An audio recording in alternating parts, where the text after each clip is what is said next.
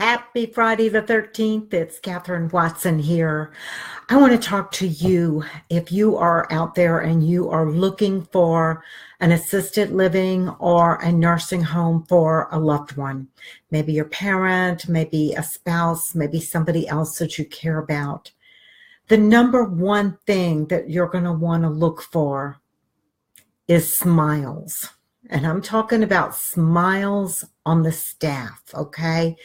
When you go into these facilities, sometimes you may see some smiles on the residents' faces, but sometimes they're not able to for physical reasons that have nothing to do with how they're feeling inside. But if you notice that the care staff is smiling, they're joyful, they're happy, they're bouncing around.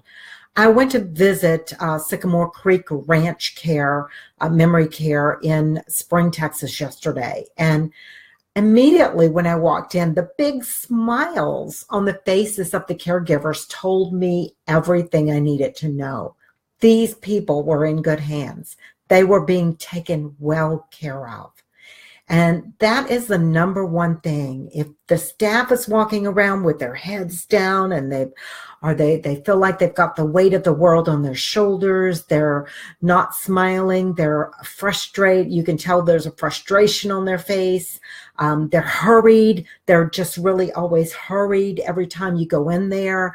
You notice that they're just scurrying around. They walk right past residents and never even acknowledge them constantly. There's a problem there.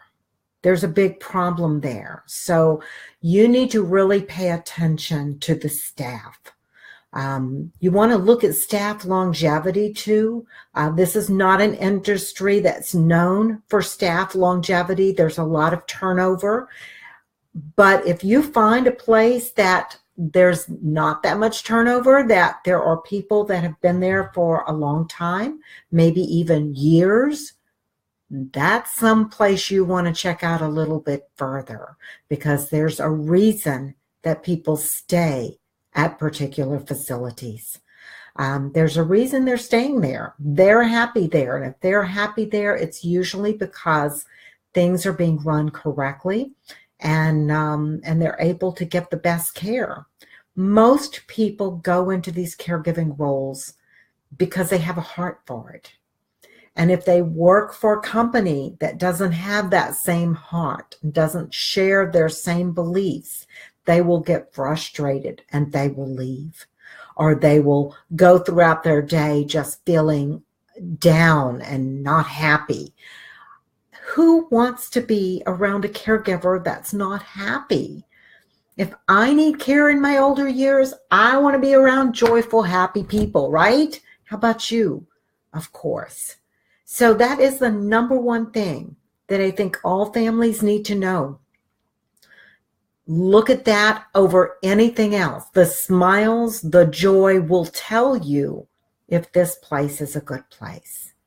All right, I'm Katherine Watson signing out. I hope you have a happy Friday and a wonderful weekend. As always, come to this Facebook page for lots of information. The Life After 50 show is airing every Monday. It's a live video show. You can access it from the live video tab on this Facebook page. You can always access the previous videos that we've done, and we've had all kinds of wonderful guests on.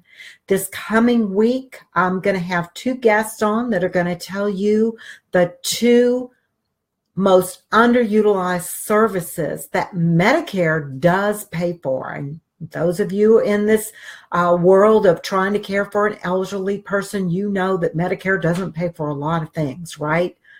But these two services Medicare does pay for, and you need to know what they are and how to use them and why you should be using them. All right, until then, have a great weekend. Bye-bye.